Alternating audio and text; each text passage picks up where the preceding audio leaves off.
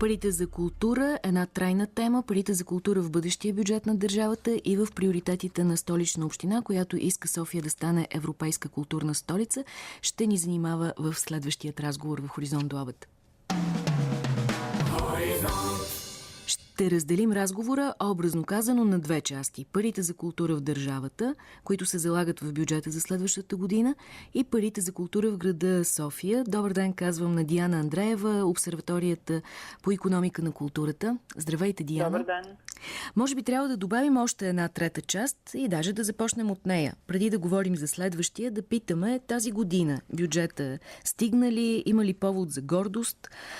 Например, на фона на сериозните отличия, които получи българското кино, занимавали сме се на времето много, изпълнява ли се всъщност бюджета за кино, държавната субсидия за кино в България.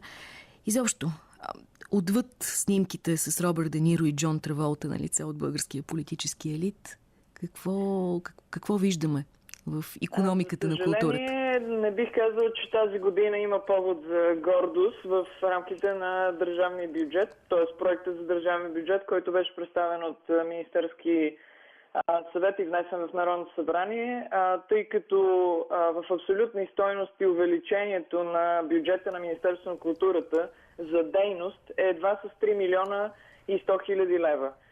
Респективно това означава, че закона за филмовата индустрия отново няма да бъде изпълнен. Предвидената субсидия за българското кино е в размер на 12 милиона и 700 хиляди лева или с едва 600 хиляди лева повече в рамките на 2013 година. Бих искал да отбележа от гледна точка на приноса и развитието на филмовата индустрия с чисто икономически показатели.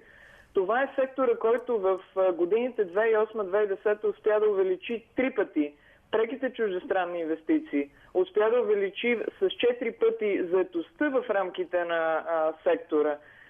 Това е сектора, който има добавена стойност с ръст, който изпреварва останалите подсектори на българската култура и в частност изпреварва и ръста в българската икономика. Аз не виждам чисто икономическа логика. Един сектор от българската култура, който се развива и държавната субсидия служи за продуцентската институция като първоначален капитал, към който се натрупват от други източници допълнително привлечени средства. Това е само единствено от полза на българската икономика, но явно бюджета на държавата и в частност този на културата не се прави според анализи. Няма икономическа логика в тази годишния държавен бюджет въобще.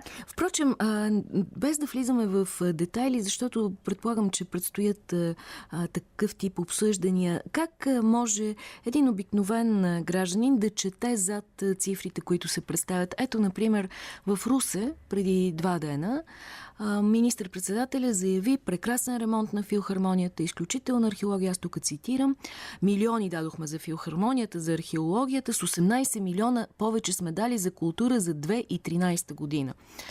Е добавил Бойко Борисов там.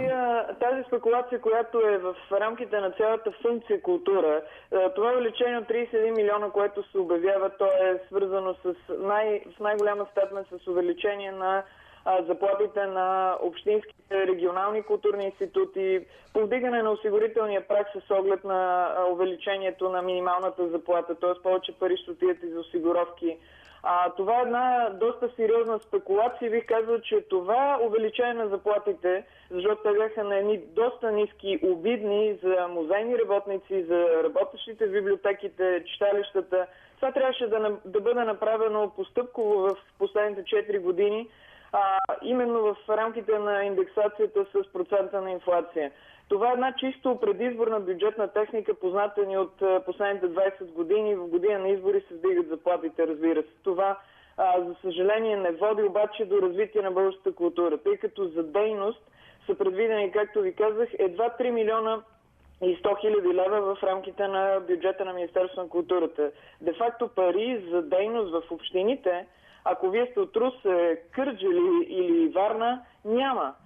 Това е големия проблем, че това развитие, което ние имаме като сектор и увеличение на чисти икономически принос към българската икономика, ще ще бъде забавено от факта, че няма тази важна държавна субсидия, която служи, както казах, като капитал, върху който се привличат допълнителни средства. По отношение на това, че Бойко Борисов обявява, че сме дали еди какви си средства за един или друг институт, аз бих искал да направя едно уточнение. Това са средства по програмите, оперативните програми за регионално развитие, така че това се случва със средства от Европейският съюз. По отношение на функция култура бих искал да добавя и още нещо. Това е функция култура, се нарича тази голяма група и раздел в държавния бюджет, който включва освен бюджетите на общините за култура, бюджета на Министерството на културата, бюджета на Българска национална телевизия, Българско национално радио, БТА и някои други малки разходи. Ние имаме в тази 2013 година най-големият бюджет, който се разпределя от страна на държавата от началото на прехода. Но средствата за култура, т.е. за функция култура, не могат да достигнат дори тези от 2008 година. Т.е. увеличават се в процентно съотношение към брутния вътрешен продукт сектори като отбрана и сигурност, които, забележете, нарастват с 0,2% от брутния вътрешен продукт. Един за мен абсолютно не доказан и несъществен разход на фона на целия социален сектор. Парите на социалния сектор, здравеопазване, образование, култура остават константа като процент. Считам, че този фискален консерватизъм към социалния сектор пречи в сегашния момент и е доста неефективен. Ние ще го видим, разбира се, ако останат тези числа в бюджета, следващата година много ясно, особено за културата. Аз очаквам, че ще има забавяне на икономическия принос към брутния вътрешен продукт на сектор култура. Кажете ни, вие утре ще представите втория етап от вашето изследване София град на творческата икономика. Кажете в аванс много накратко изводите и може би по-скоро какви политики препоръчвате на основата на тези изводи от изследването?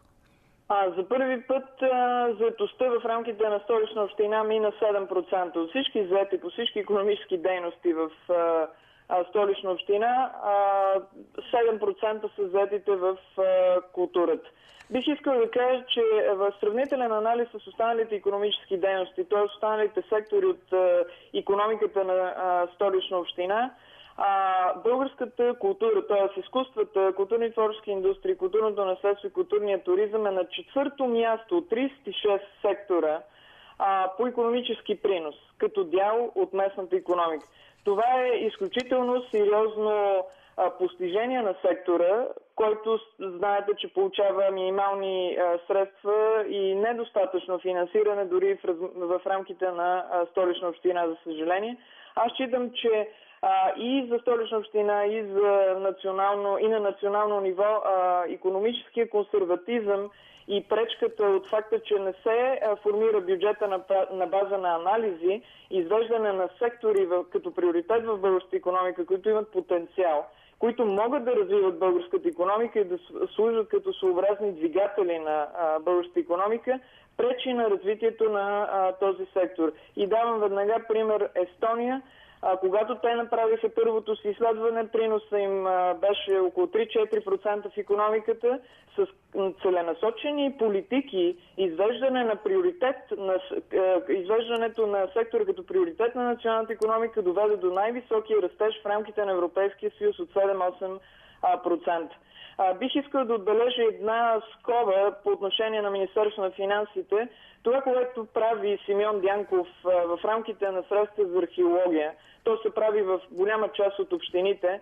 При негови посещения да се подхвърлят по 2-3 милиона, без да се правят анализи, без да се прави проект за инвестиционно финансиране в рамките на 5-10 години, какво се случва с този проект в дългосрочен план, е изключително недълновидна, усъкътена фискална политика и липса на финансова дисциплина, каквато той всъщност парадира, че трябва да има в рамките на бюджет 2013. Утре ще продължим да следим това представяне на резултатите от вашето изследване, свързано с София. То вероятно трябва да послужи като основа и на стратегията за превръщането на столицата в европейска столица на културата. Аз благодаря на Диана Андреева. Един критичен поглед към начина, по който се бюджетират парите за култура в държавата.